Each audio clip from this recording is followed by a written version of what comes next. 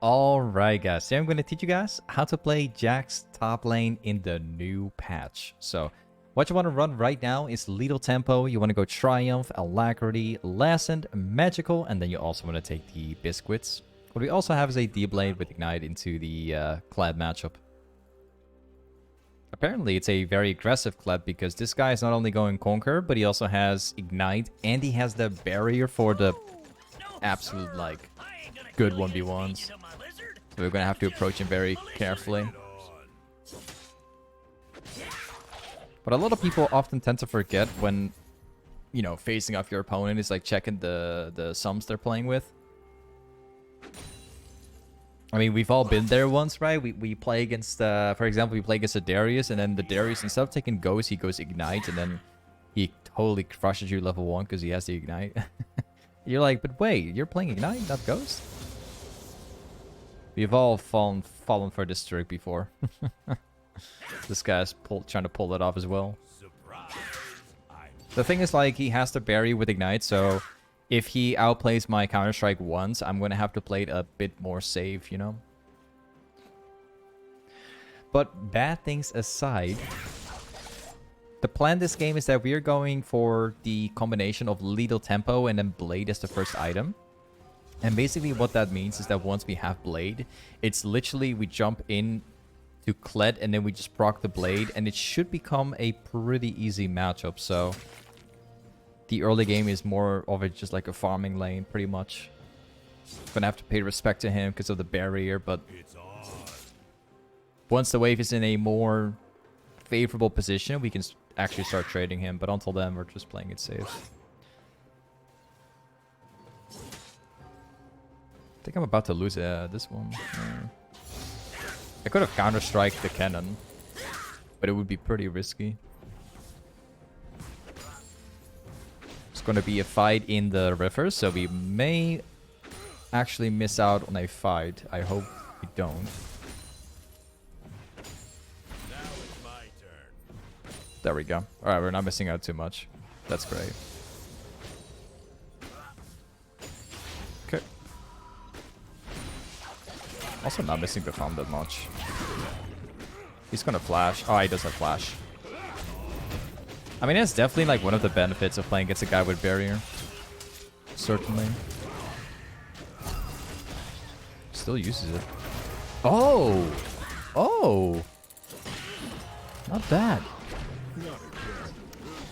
He actually got the passive from Zach. I could have killed him before he mounted again. I could have done it. I could have flashed in and then killed him, but I didn't want to necessarily use my flash here. It wouldn't be worth it. Alright, let's go with this item. And then we also sell the potion. We just get like revealable instead. So one thing I just want to clarify, as Jax, there's two item sets, or two item paths you can go for.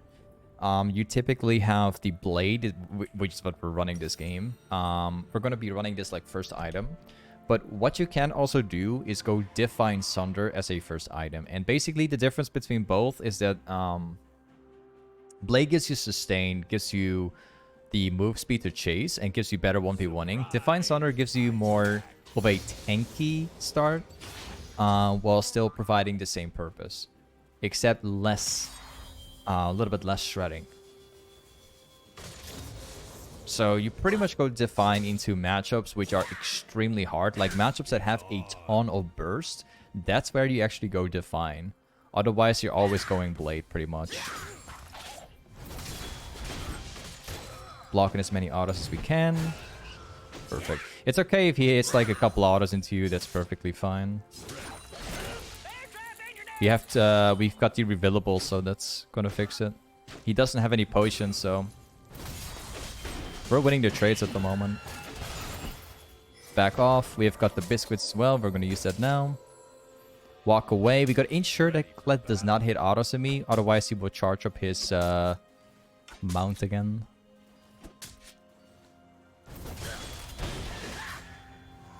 Okay. Take him down before he can transform, and there we go. The trick against Kled's quite simple. Never, never, ever auto him if you can't burst him if he gets into this form. What most Kled players want to do is that once they get into this form, they want to try to recharge it as quickly as they can. Because once they have it back, they will likely win. Like, the power spike is absolutely huge. But if you play it slowly against them, and you wait for your abilities to come back, like, he cannot charge his ability up anymore. He's gonna have to wait for you to walk up again. So that's the difference. There we go. Now we go back to base. I will use one of my biscuits. Alright. So now we start building towards this one. I like to go with the Firmport Scepter, but this one gives me more raw damage. I can also buy a longsword, which is better.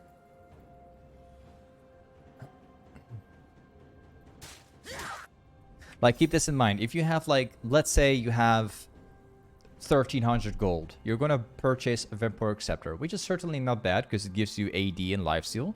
But if you want more efficiency, you can actually buy Pickaxe, gives you more raw damage. And then with the extra remaining gold, you can also buy a longsword, which gives you 35 AD total, which is way more than the Life Scepter. Okay, we got him. There you go. Just holding my ability. When you play Jax, you don't have to use your counter strike the first second you fight. You can hold it until something happens, just in case. Sometimes it's better to hold your counter strike. It's not always a good option to just use it right away. It's better to see things coming before you cast it sometimes.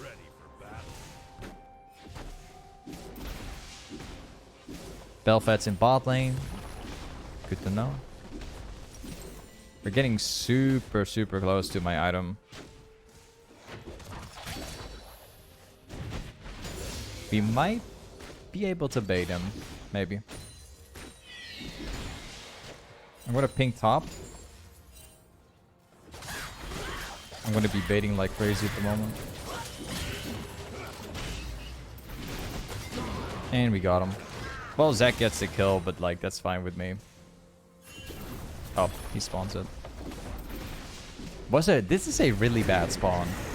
The reason why is because we just killed Kled, and if we let the wave crash under and we don't touch it, he would lose all the wave and we still get the plays. Would have been way better. It's not this is a really bad hero spawn. It's one of the worst you can do. Would have been better if he spawned it when he was still alive. Would have been a better approach. If we already killed him. Let's go this one. So yeah, now we have steel caps. Next item, pretty simple. I'm gonna build Define because they have a Kled and also a Belfed, which gets pretty tanky later on in the game. And then we probably start building towards Wits End, probably. And then we start building more tanky.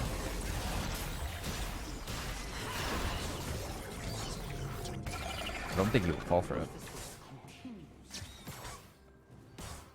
Nah, it's not happening.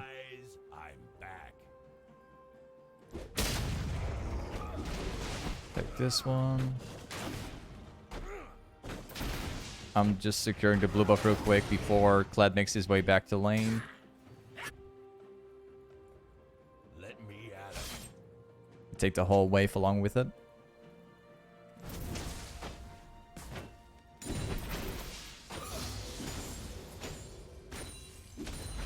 Nice. Next one. I really like to play Jax with a blue buff. It's absolutely one of the greatest things to have. I'm not gonna lie. Having a blue allows you to push more easily, gets you more camps. You don't have to worry about losing mana when you have a blue. It just adds up such a big difference. Of course, he's trying to charge it. Makes a lot of sense.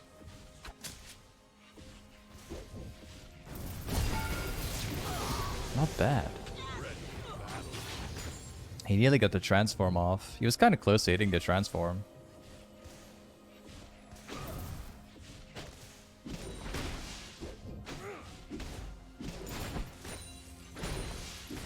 we go.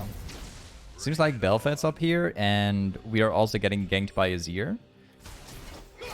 Seems like he actually walked back. He knows he's got... we saw him, so... Let's go back right here. I'm gonna be building towards Sheen now, and then we start building towards Warhammer for damage and ability haste. And also sell my pots, because who needs that right now? We got sustain on blade already. Quick question, is Fiora still good after the changes? Yeah. She is... Well, I can check it up for you. Like, I know that she's a good champion, but... She has a 51.7% win rate, that's really good. Might surprise you, but Fiora is literally the champion right now that I recommend to people. Like, she's that good, actually. She is... I would consider Fiora to be somewhere close to the S+ tier. If you can get your hands... If you can perfectionize the champion, I consider her S+ tier. It depends on how good you are with Fiora, but if you're a really good player, you can get really high with her. She's amazing at the moment. She's big meta.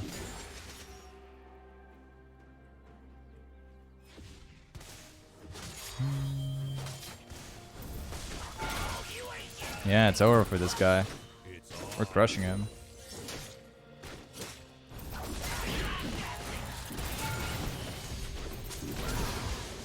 Thank you very much, appreciate that. I'm gonna shove the wave now. And I will also be going for the jungle camper here.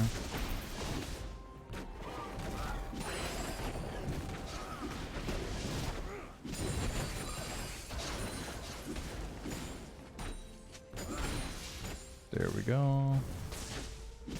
Duff this out. I might actually go for the tower as well, because they're all bot lane and mid lane.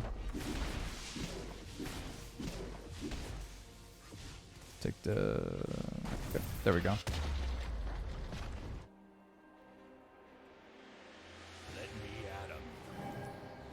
Alright, so yeah, let's go for Warhammer, and then we go into Kindle Gem.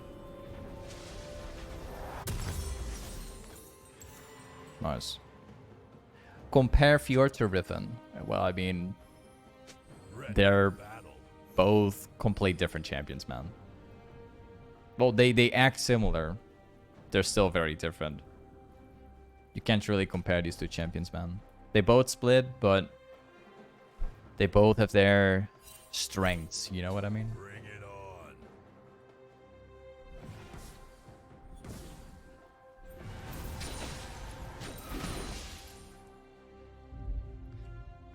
Blue buff spawns in 40.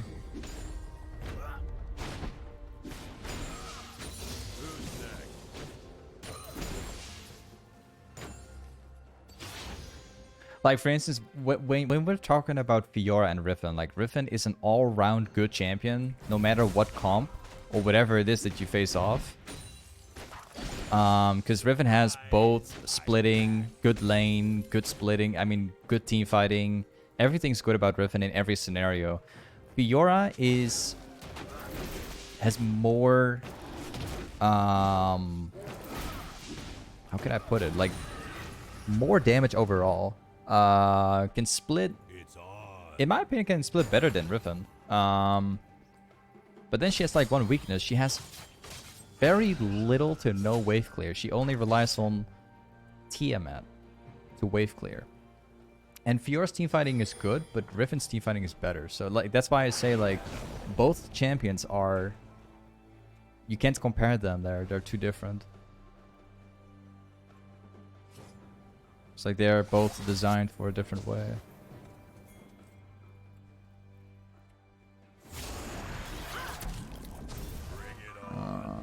They're probably still chasing. Likely.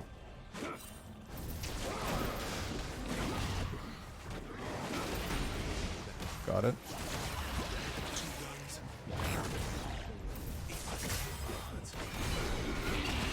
Oh, this guy's dead.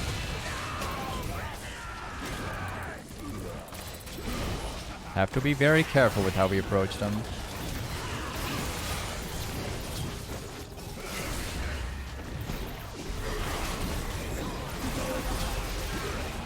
Wow, that champion is so tanky when he hits E.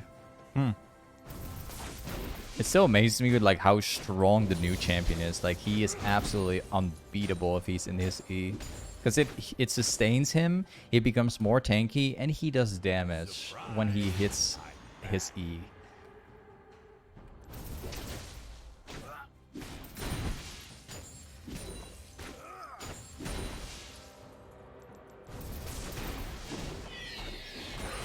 Nice. Alright. Dude, are you kidding me? Like 1 HP.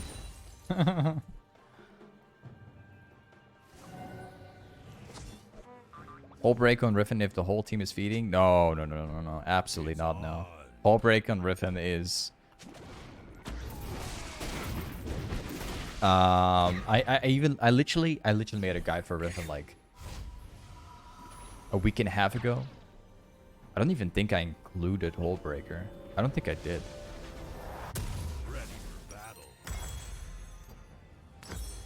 Like Whole Breaker Riven? Yeah, it works. I don't think I would ever recommend it. It's terrible. I don't think I think I may have put it in my guide as a situational item, but I don't think... No, I don't think I put it in there. I would never recommend Whole Breaker that easily. Like only if you really want to split all day, only then I would recommend it.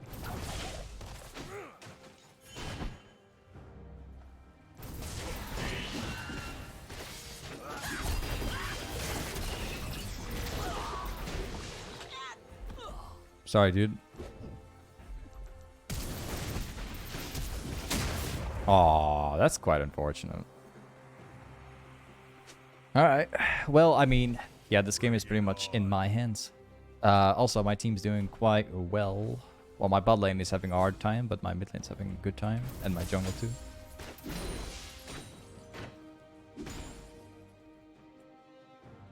Azir apparently is running top lane.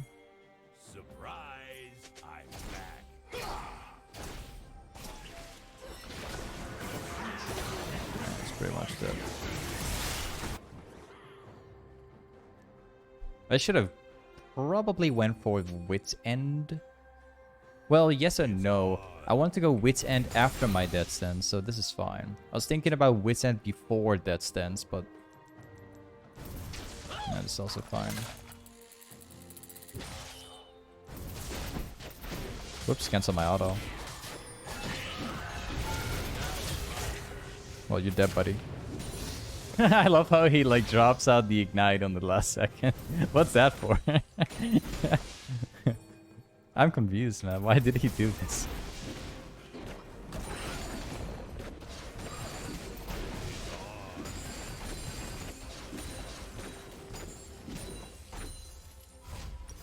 Yeah, let's go back and get my let's get my armor for my Death Stance. There we go. I'm on Solo 2. Ready for battle. This game is done. It's over for them.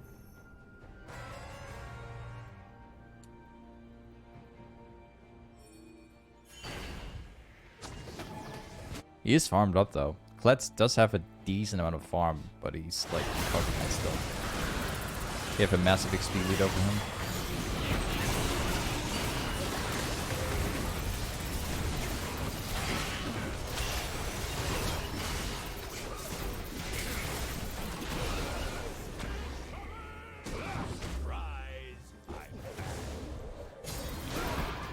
Okay. Pretty good.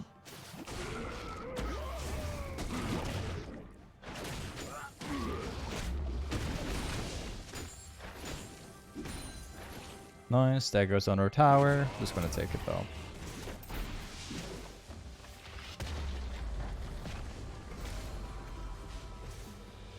Might actually be able to get another one.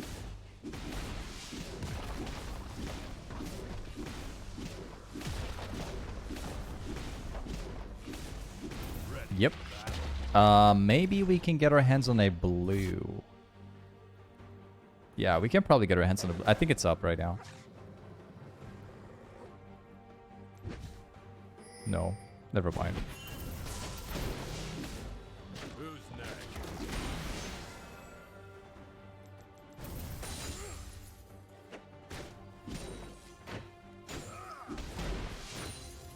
go back. We build Death Stance, then we build Wits End, and then probably last item will be a GA. Probably. Let's go.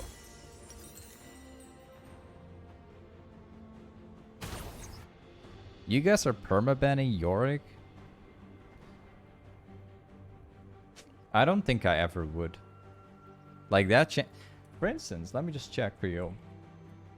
Why would you permaban Yorick? Like, he's one of the least played champions in the entire game at the moment. And he's really not that strong. You're wasting your ban. Just saying.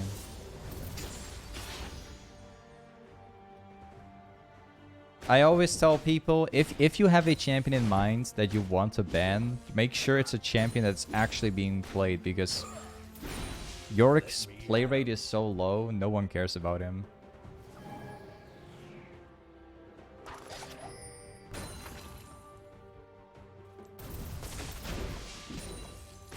And even then, like, Yorick's win rate is one of the lowest win rates of top lane. Like, it's literally a 47.6% win rate. That's just terrible.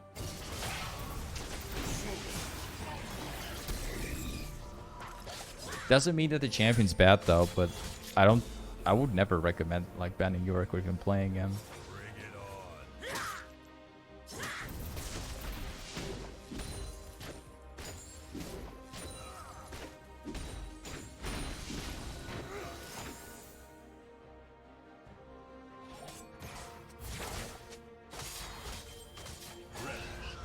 I think he knows.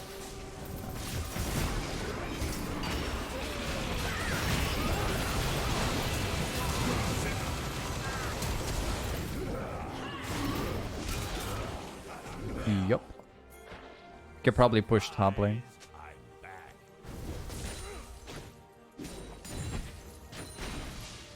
This game is done here.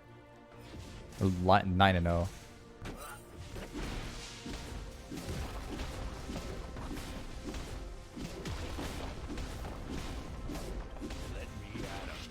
Any Jax tips? You have 150 games on Jax, and the more you play, the more you lose. I mean, what tips are you looking for? Anyway, thanks so much for watching today's Jax video. Definitely encourage you guys to start playing Jax, man. He's a really good champ. Consistently, like, throughout the whole season, he's been just great. But yeah, I'll see you next time. Peace.